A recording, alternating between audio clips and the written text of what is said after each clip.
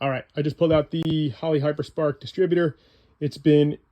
Last time it was installed was when I did intake manifold gaskets winter of 2022, so a year and a half ago. And it's been in the car for about 3 years. I was having an issue with the RPM spiking in an erratic manner sometimes and sometimes not. In general, we traced it down to a faulty pickup on the inside of the housing. I was on the Holley forums, the Holley Tech forums.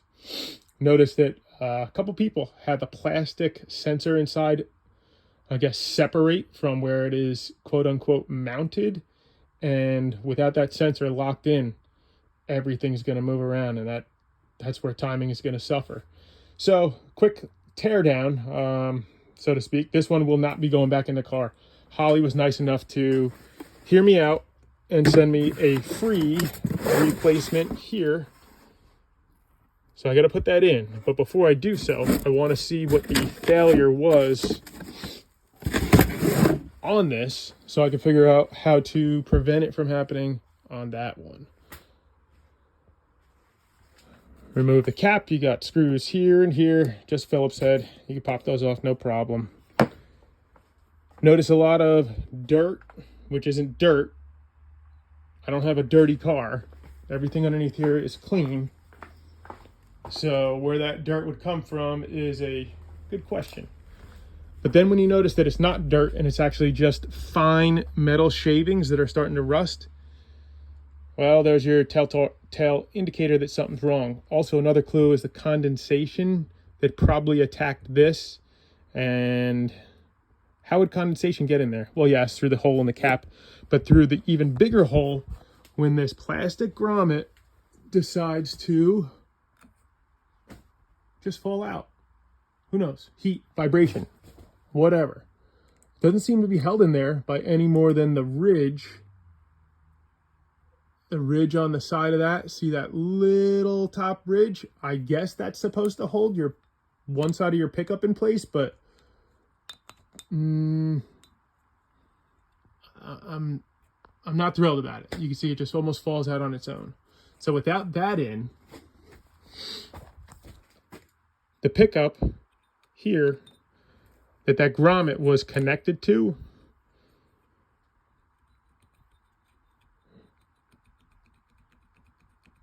that's moving around way too much. I know I already filmed a couple of these videos, but maybe this will help someone.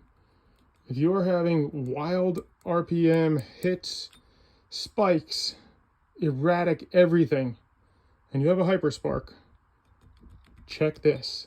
So what you do from here, you got to take it out of the car for sure. Hold on, let's focus here. Put your distributor in there in a vise. Take out the roll pin. You use a punch, something like this. People use certain dedicated stuff, but any type of punch. Smash that roll pin through. Take off your bottom gear. That's your distributor gear. Hit your cam. Then you take out, I forgot to mention this too. All those shavings are when this wheel goes around. Listen.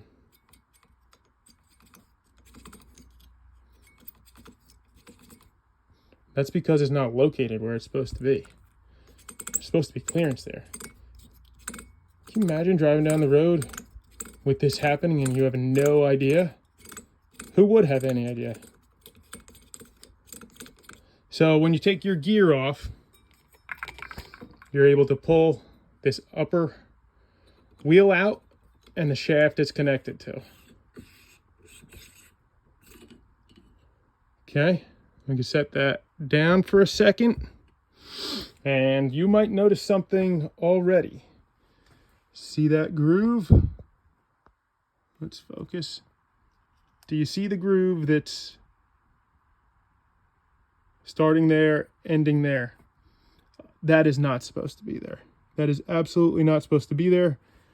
I mean, if you want, I could pull apart the brand new one. Guarantee that groove is not there. What that groove is caused by that. And why would it do that? Because it's floating around like this in here because this grommet, or whatever you want to call it, plastic pass-through, has failed. You can take your washers out. They go on distributor shaft up top. And then we start looking. We say, okay, I see what this thing is. This pickup sensor. I see. No problem. It's not going to lift off and fly away. It's held down by the wheel and the shaft. But is anything holding it down? No, nothing.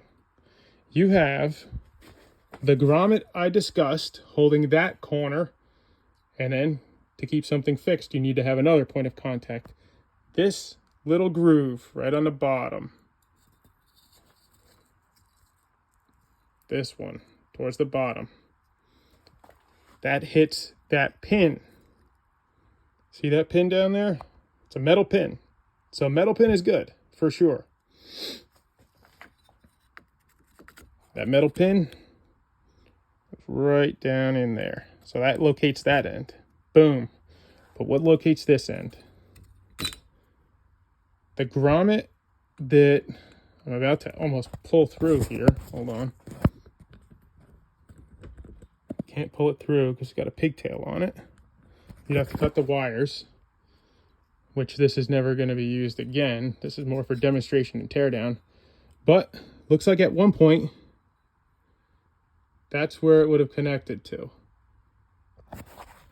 So right there on the edge, it's hard to see because it's greasy. A lot of crud in there. I wouldn't even call it grease. This is whatever that wheel is made out of. So you see that slice right at the leading edge of my fingernail? That plastic